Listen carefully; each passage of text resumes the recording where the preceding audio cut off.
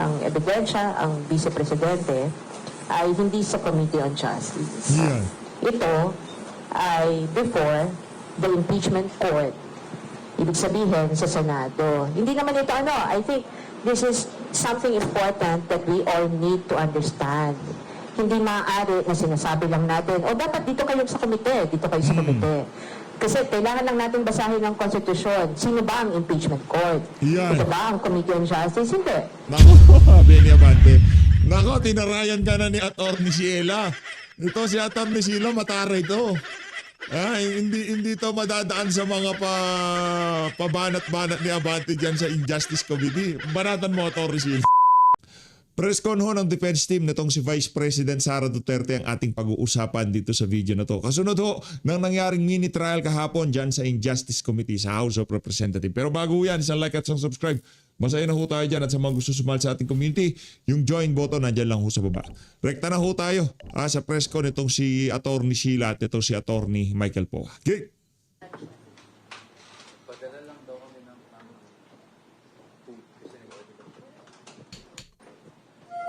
Wow, may food. May food. Buti pa sila may food. Anak ng Betay Garamata. Anong oras na ba? Alas-dos na di ba tayo nag-aalmusal at nagtatanghalian? Pambihira na. Palagpunta ako dyan. Para may free food. Hindi, joke lang. Joke lang. Okay lang yun. Atty. Michael Poa. Basta ipaglaban natin ang katotohanan. Ipaglaban natin ang mga karapatan nitong si Vice President Sara Duterte. Palakpakan natin itong si Atty. Poa. Palakpak. Yun.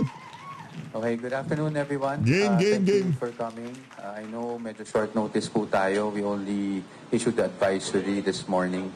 And I'd like to apologize for that. The truth is, we had a problem looking for this venue, setting this up. So kaya medyo na late po yung aming media advisory. So again, good afternoon today. With me, as you know, are members of the defense team led by Attorney Sheila Sison to my left.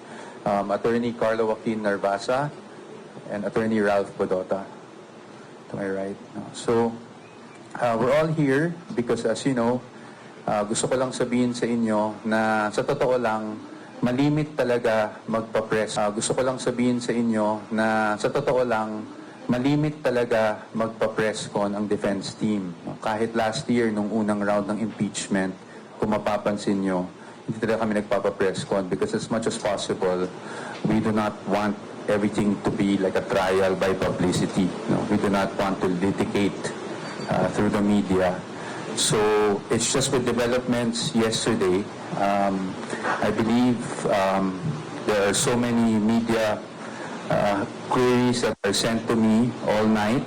So minarapat na namin na sagutin kayo kahit generally lang dahil syempre, as you know, we cannot disclose fully our legal strategy. And as we said, hindi naman kami yung tipo ng mga abogado na gusto nakikipagdebate sa media. We would rather do this through the processes, and probably even in the impeachment court kung umabot doon.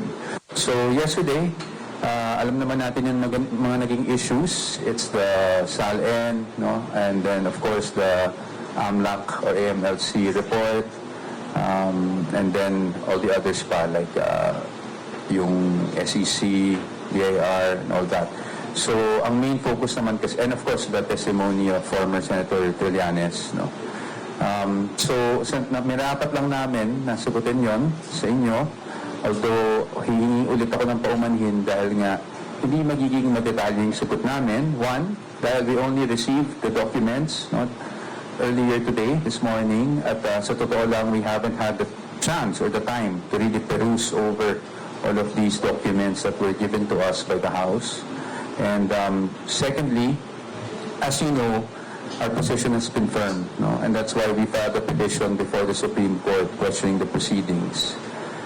And thirdly, it's because kailangan malinaw sa atin kung ano ba talaga ang sakop ng isang impeachable offense. Diba? Very clear naman po sa Sara Duterte versus House of Representatives yung huling desisyon ng ating Supreme Court ng impeachable offense only refers to offenses allegedly committed while the impeachable officer is occupying that impeachable office. So we're talking about 2022 to present.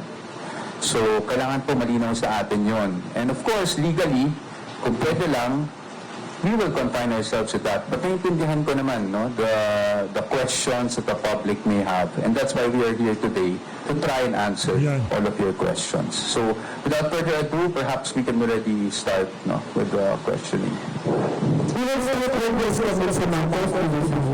Pangit naman nung echo. May echo.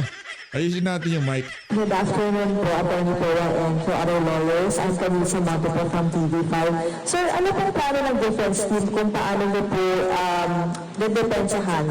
O, I know na nag-release na po ng statement si Vice President Sara Duterte denying the accusations of former Senator Trillanes and yung mga naging findings po dun sa kanyang SALOL ng AMLAC. Pero paano mo susunod na depensahan kung sinasabi po ng piso na lahat kanyang pera, ari-arian ay idinagdala sa SALOL niya. Pero hindi po nagtutugma doon sa findings mismo doon sa mga dokumento na pinisenta kahapon, maging yung mga financial records and transactions po na ipinakita ng Anti-Money Laundering Council. Opo. Actually, ma'am, yung salitang hindi nagtutugma is a conclusion in itself. No? Yan yung posisyon namin. Para po sa amin, actually, wala naman pong hindi nagtutugma. Perhaps it's just the way that things were presented. Obviously, as I said, we cannot disclose how we will defend the Vice President. But yung nangyari kahapon, of course, is something we already expected as a defense team, lalong-lalo na nung alam natin na itong committee hearings, nababalitaan natin yung mga subpoenas. So, we were expecting those things, but yung gusto ko lang i-clarify, yung hindi nagtutugma, yan yung misconception na gusto natin ma-clarify today, no? Through responding to your questions. Share niyo ho tong video na to, syempre, para ika nga yung mga hindi nagtutugma, yung bakit wala yung nakadeklarang cash at saka pera sa bangko ni VP Sara dito sa mga taon na sali na to, masasagot na ho lahat yan dito sa video na to. Nako. Again, Ito na. we cannot go into details on how we will defend, but syempre iba kasi, ang point namin is yun nga iba yung pag nasa trial na tayo kasi at least doon we can test the credibility not only of the witnesses but even the documents that are being presented.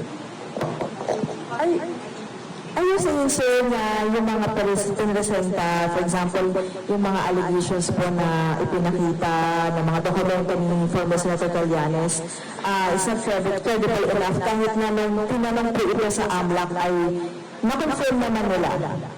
No, I like to correct that. No, I don't want also the former senator to also get a misimpression that I'm not saying it's not credible. What we're saying is we don't know, and we need to test the credibility of all these things. In fact, even at the Justice Committee, di ba, ang sinasabi nila, we're only here for probable sa credibility just yet, hindi ba ganun din? So, that is why, kaya nga may trial. Kasi kung yung mga bagay na yan, credible na. So, ano pa ang, ba't pa tayo mag-impeachment trial, hindi ba? So, kami talaga, we believe that pagdating ng panahon, kung talagang ito ma-transmit sa impeachment court, we are confident that we will be able to show na walang katotohanan yung hindi nagtutugma, no? Yung mga pinakita kahapon dun sa mismong salian. It's siguro I don't want to get into details, but I'm also not saying na kasinungalingan yung mga present kahapon. What I'm saying is the way it's presented. No, the way it's presented, doon tayo magkakaroon ng pagkakataluhan kung accurate ba yung presentation na gano'n. Yeah.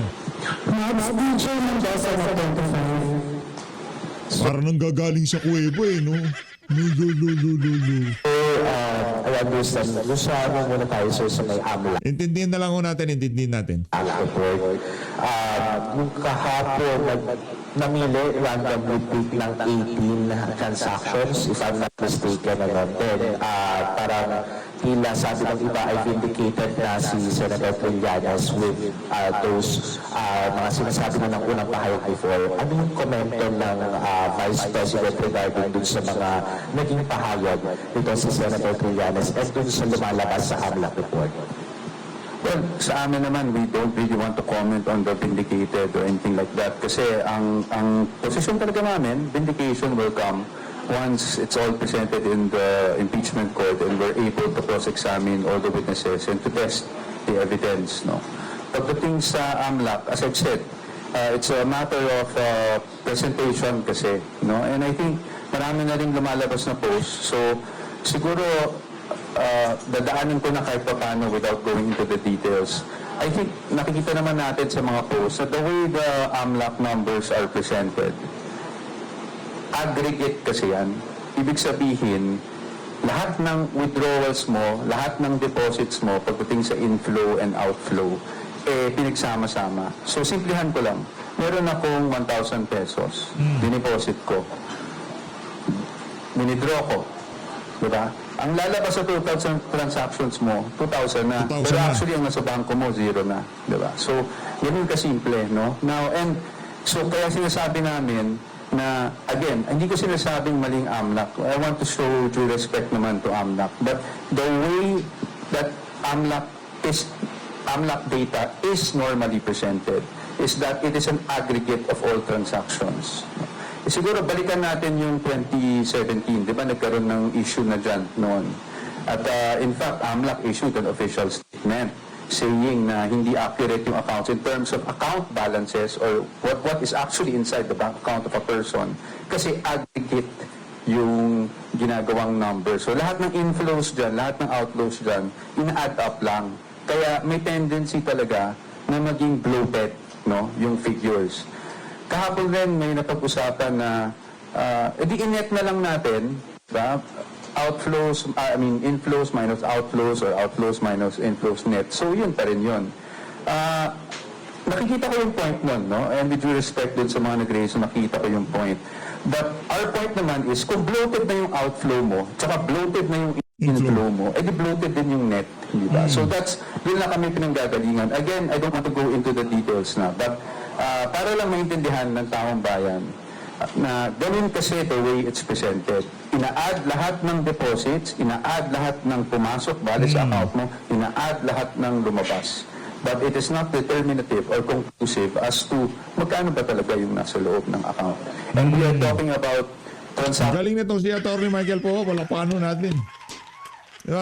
Yan ang pagpapaliwanag, PH. Dapat yan ang pinag-aaralan mo kung paano ka makakapagpaliwanag ng kagaya niyan. Nakanto ko. Tagal, abogado yan eh. Meron lang tayo sa social media, mga kababayan. The span. Galing, napakasimple. Pero ika nga pati yung grade 1 maiintindihan. Yung, pagka hindi nyo pa ho naiintindihan yun, dalawang bagay lang ho yan. Una, tumatanggap kayo ng pera sa Malacanang o di naman ho kaya, ayaw nyong intindihin yung kung ano nga ba talaga yung ilinabas ng mga figure ng AMLAC diyan sa mini trial nitong Injustice Committee. Over 18 years, if I'm not mistaken. No? Over 18 years. So, yun ang magiging, talagang para sa amin, it's bloated talaga ang number. Ang tindi ho nito mga kababayan, nagbenta sila ng lupa 1 milyon. Di ba? Pumasok. Tapos bumili sila ng lupa, bumili sila ng panibagong lupang 1 milyon. Anak ng toko yung 1 milyon na pinagbenta, naging 2 milyon sa AMLAC. Wala ka. Siyempre pumasok. Tapos ilalabas, pambili ulit. Oh. Di naging 2 milyon yung 1 milyon. Isipin nyo na lang ho yung 18 years yun. Labas-pasok yung pera. Ano na Petrang Garapata? Yung mga tagi 1,000 ang pera sa bank account, malamang sa malamang, milyonaryo yan sa AMLA. Yung taga 100,000 naman ang pera dyan sa bangko, malamang sa malamang, milyonaryo na yan sa AMLA. Diba? 100 milyon na yung pera niya sa labas-pasok eh. Oh. Ngayon yung mga milyonaryo, bilyonaryo ho yan sa AMLA.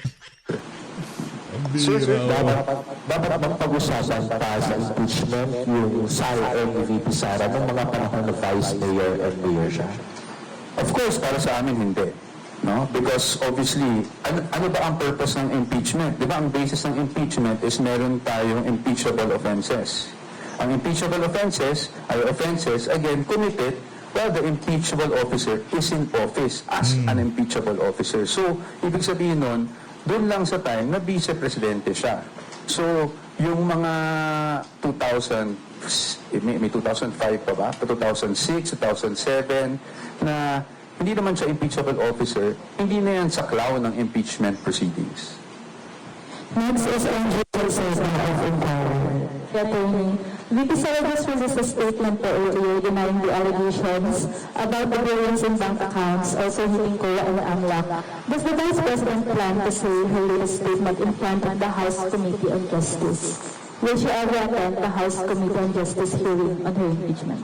Again, her attendance, or should I say non-attendance, is based on the position of the defense, no, regarding the jurisdiction or the lack thereof in terms of the type or the nature of proceedings that are being conducted. So, pagdating naman dyan, I think kaya nga sinapubliko na lang niya yung statement niya. Pero hindi ibig sabihin nito na ayaw rumisponde o sumagot ng ating Vice Presidente sa paratang.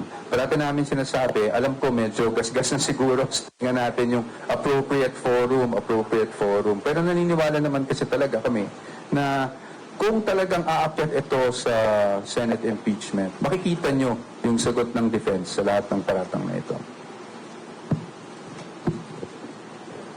Bella Flores sa Philippine Star. Good afternoon po. I believe interview si Congresswoman Leila De Lima, and ang sabi niya, yung 6.7 billion na dinisclose ng AMLAC, pwede daw mag-constitute as ill-gotten wealth kay Vice President. Ano po yung reaction niya dito? Well, I respect Congresswoman De Lima, former Senator De Lima, and she's entitled to her opinion. No? Sa amin naman, ang plano lang namin is to show why those numbers are actually inaccurate. And second question. And si Attorney Sheila would like to also add on to that.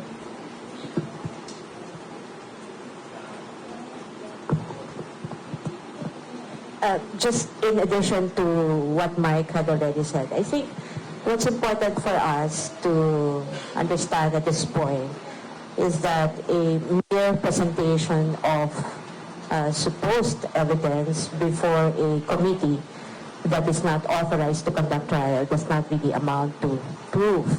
And the reason for that is really simple. It's because every evidence, whether it's something that you present in an ordinary case or in this case in an impeachment proceeding, must still survive scrutiny. And when does that happen? When does scrutiny happen? It happens only in a proper trial before a tribunal or a body that has jurisdiction to conduct trial. And that is something that the defense has been very clear from the very start. The reason why we had already stated that we will not be able to participate in a proceeding that we think is unconstitutional and goes beyond the powers that have clearly been identified by the Constitution to belong not in the House of Representatives or any of its committees, but in the Senate alone. Second question po. Sabi kanina din ni Congresswoman Luis Tro, April 29, ang papatawag nila yung NBI chief si Matibag. And then sabi niya, yun na lang ang last hearing para magbotohan para dun sa impeachment ni VP. So, ina-expect niyo po ba na akyat na ito sa Senate at may numbers ang mga nagsusulong dito? And considering ko na wala pong PR o kaya na nakuha sa Supreme Court. Thank you. Opo, medyo marami po yung tanong, no? But first and foremost, I don't want to preempt the vote of the Committee on Justice pagdating sa finding of probable cause na gagawin nilang botohan. Secondly, I also don't want to preempt the House itself. Diba? Bigyan naman natin ng respeto yung House. Bigyan natin respeto kahit hindi sila ka-respeto, di ba, Atty. Powa? Ano lang natin, pero ang defense team, ready kami sa kung ano man mangyari. Like we've been saying, no, last year, we have been preparing for trial na dahil kahit nag-file tayo ng petition sa Supreme Court, hindi naman natin alam kung ano yung magiging desisyon nun. So we were preparing. And until today, we are still preparing. So ano na lang po tayo, no? I don't want to preempt, I don't want to speculate kung may boto man o walang House. I think it's best directed to the House members themselves. Pero kami, we're just ready for any eventuality. Next is Rory Mendoza from Philippines. Hi po, good afternoon po, attorneys. Meron of course nagsabi po si My first question is, nagsabi po si Congressman Benny Abante kahapon sa hearing kahapon na the only way for the Vice President to answer the allegations is to face the impeachment court. I mean, or the Committee on Justice hearing. I mean, nagmamakawa pa nga siya na dapat daw pumunta raw si VP sa hearing para ma-hear yung side niya. And there's also a recent interview by former Coroner Defense Counsel Judge Roy na sinabi niya na ang pagpunta daw ni VP sa Committee on Justice is the strategic way for her to defend herself. What's your thought on those comments po? Well, as to yung strategic way or not, I think our position has been very clear. It's about jurisdiction to conduct the proceedings that we feel are already bordering on trial, no? If not trial itself. So yun naman talaga yun. It wasn't really anything strategic. It was really something we had to file based as lawyers dun sa nakikita naming developments. Ngayon, pagdating naman po doon sa pagsagot, like Attorney Sheila said, you know, scrutiny can only be had when we are also allowed to test the evidence, present our side, and that will be the impeachment court in the Senate. Dagdag ko lang, no? While I respect the opinion of Representative Abante, I think he also knows, I'm certain that he is aware na ang tamang venue o ang tamang panahon para mag-conduct ng trial o para sagutin at magbigay kami ng ebidensya ang Vice Presidente ay hindi sa Committee on Justice. Yan. Ito ay before the impeachment court. Ibig sabihin sa Senado. Hindi naman ito I think this is something important that we all need to understand. Hindi maaari na sinasabi lang natin, dapat dito kayo sa komite, dito kayo sa komite. Kasi kailangan lang natin basahin ng konstitusyon. Sino ba ang impeachment court? Yan. Ito ba ang Committee on Justice? Hindi. Nako, Benny Abante. Nako, tinarayan ka na ni Atty. Sheila. Ito si Atty. Sheila, matara ito. Hindi to madadaan sa mga pabanat-banat ni Abante dyan sa Injustice Committee. Banatan mo, Atty. Sheila. Wala ka natin ito, Atty. Hindi, bakit ba? Bakit ba? Ito ba ang House of Representatives? Hindi rin. So sino? According to the Constitution, ang impeachment court, if that even will be constituted, ay ang Senado. So, ang ibig ko sabihin, the defense and the Vice President are ready to respond in detail, again, before the proper forum, Yan. and during a fair trial. Last na lang po on my end. Ito po, naungkat din po ito dun sa hearings, yung sinasabing return, o pagpapabalik ng mga sinasabing confidential funds na according to sa Commission Auditor. But what's your take po doon? I mean, ano pong reaction po ng defense team sa paglalabas ng mga dokumento na ito regarding sa confidential funds? That's for me. Thank you, Red. I think you're referring to the decision of the Commission proper. I'll be very candid. Nandun ako sa hearing na yun di ba? Kung napapansin nyo, sumisilip nga ako sa phone ni Atty. Camora. Kasi, nagulat ako. The Office of the Vice President or the persons that are accountable, allegedly doon sa ND, hindi pa sila naserban ng copy nung ND bago in-announce yung decision na yon. In fact, hanggang ngayon, wala pa rin kaming natatanggap. Ang natatanggap pa lang namin ay syempre yung galing sa House na binibigay nila sa amin. Pero yung mismong from COA itself, and I keep on checking with the accountable officers named in that decision, kung nakuha na nila, or kami bilang councils, wala pa rin kami natatanggap actually. Ngayon, pagdating sa restitution, hindi pa po panahon para pag-usapan ang restitution because hindi pa po final yung decision na yan. Let me clarify that. After a decision is rendered by the Commission proper that is adverse, in this case, to the accountable officers of the OBP, meron pa pong 30-day period within which we can file an MR or we can, or actually, upon denial of the MR, or motion for reconsideration, we will go up to the Supreme Court based on Rule 64 of the Rules of Court. At yan po ay nasa COA rules mismo. So we just wanted to clarify para lang Yung kasing pagbabalik ng pera, pinapabalik. Hindi pa. May motion for reconsideration pa. O. Di naman kaya, rektang Supreme Court na. Pero kung ako sa inyo, Atty. Powa, di ako abogado, meron lang ako dito, rekta ng Korte Suprema yan. Anak ng toko, naglabas nga sila ng pinababalik nga nila yung pera, tapos hindi man kayo nabigyan ng kopya. Oo. Paano pa kayo makakaasa na magiging parehas yung yung kung mag-aay kayo ng MR? Rekta na sa Korte Suprema. klaro tayo lahat dito. The Commission proper has decided, yes, wala pa kaming kopya. And secondly, hindi pa po final yan dahil may remedies pa po ang mga officials ng OVP. Again, motion for reconsideration within 30 days. And then, upon denial, kung ano man ang balanse ng 30-day period na yon, ay maaari pa kaming umakyat sa Supreme Court on Rule 64. At doon lang po sa desisyon ng Supreme Court magiging final itong disallowance na ito. Ms. Maricel Albayano of Global News. Without necessarily going into details, like how would you explain yung actually medyo nakakagulat? Itong more than 600 suspicious transactions at pinimension yung almost 7 billion na amount na binanggit. Like, Saan kayang news outfit to? Ano kaya network nitong tips na reporter na to? sa part ng defense team, like without necessarily going into details, like how would you address yung allegations sa kahapon? Hindi ka nakikinig. Inadress na nga kanina eh. Yung billion na yun yung naglabas-masok.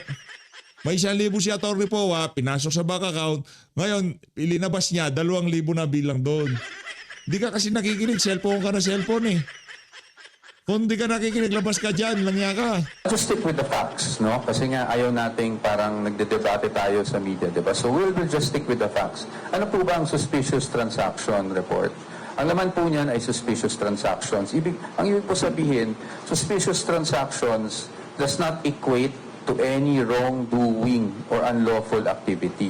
Perhaps the bank thought or tagged it as suspicious, so umakyat, no, sa AMLAC, nagkaroon ng suspicious transaction report.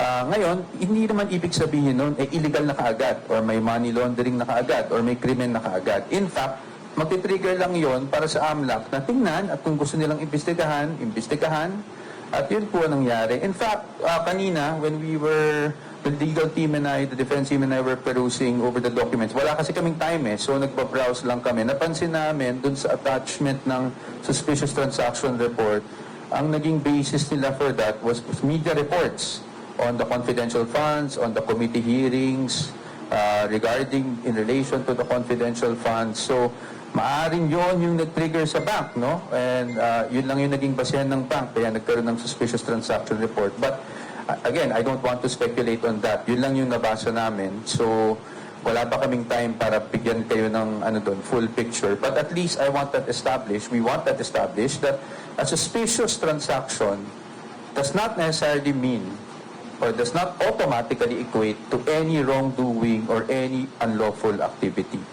Pagdating naman po dun sa pangalawang yung tanong na bilyon at sabi nyo nga nakakagulat, marami ring nagulat. Totoo naman po yun, no? Kahit naman sino siguro magagulat kung ganun yung amounts. But again, doon po kami nanggagaling sa how is an AMLAC report presented.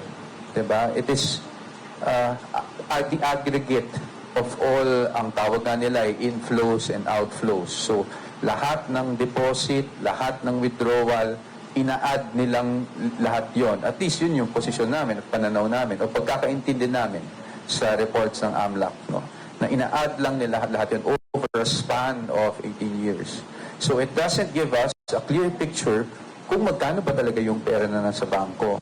Kasi kung meron kang 5,000, 20,000 na dinideposit mo kada buwan, wini-withdraw mo, etc., etc., pag pag ina-add mo yung lahat over a span of 18 years, talagang magiging malaki yung amount, magiging bloated, no? And that is why we're saying that these things, no, we just have to be very cautious on how we look at it. Again, I'm not saying na mali yung report ng AMLAC, wala kaming sinasabing ganyan. What we're saying is we have to be cautious on how to take those figures that were being given out yesterday. And as you know, the Vice President in her statement already denied, all these things na may ganun siyang kalaking pera na pumasok sa kanyang bangko at any point in time. Okay. Sir, the hearing kahapon ng mga congressmen na nag-raise ng concern. Magtataray na naman si... Violate laws, pero as the Akala ko si Ma'am Atty. Sheila. President, you think rights of the people were violated? If so, ano ang specifically? Ako sa ngayon, if I can be honest with you, hindi ko muna didiretso yung sagutin yan. Of course, we have our own position and you'll know it at the proper time. Attorney, habol ko lang. Nasa kanila po yung box ng BIR. Any illegal move? Kasi we understand parang sa Bubata from BIR to withdraw, but the committee refused to do it. So, anong plano po ng detention? Kasi they're still in possession of that box. Well, I think it was clear from the BIR's position itself, no? The commissioner during the transmittal even mentioned the confidentiality of all these returns, specifically I think Section 270, if I'm not mistaken, of the tax code, no? So, nilatag na naman niya yon, no? And in fact, dun sa transmittal, when we saw it, nakasulat doon, it can be given as long as it's in executive session and by request by Congress and in aid of legislation, which this is not, no? Hindi to in aid of legislation. So, kami naman, we'll just monitor the developments and syempre bilang abogado, kung makikita namin na violate yung rights ng aming kliyente, we will have to do everything to protect, the rights of the Vice President. Attorney Sheila, you wanted to add, no?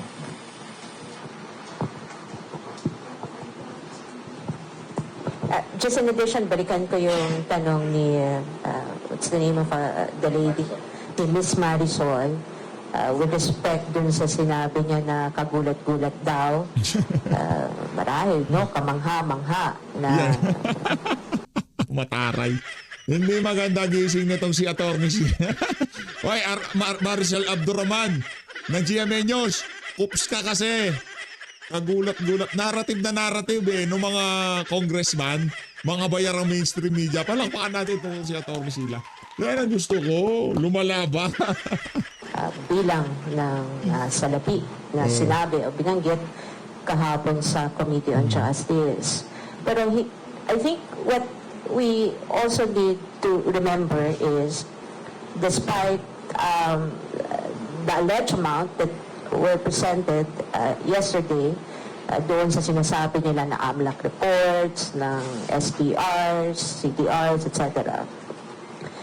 Walang kahit ano na sinabi rin ang AMLAC that any of these SPRs or transactions was linked to any unlawful activity. Yun ang dapat na malinaw. And I think yun ang dapat din nating maging gabay, no? Bago natin paniwalaan o kunin yung mga impormasyon lamang na inilalatag sa ating harapan. All I'm saying is, before we draw any conclusions, again, we should look at the fundamental issue. Kailan ba? Walang fundamental issue yan. Basta panira kay BP Sara, pasok sa balita ng mga walang yung press cartel na yan. Ang tamang panahon para matest itong mga sinasabi nilang ebidensya? At saan? Tamang panahon, during trial, before the impeachment court. And the defense team is ready to respond in detail when that happens.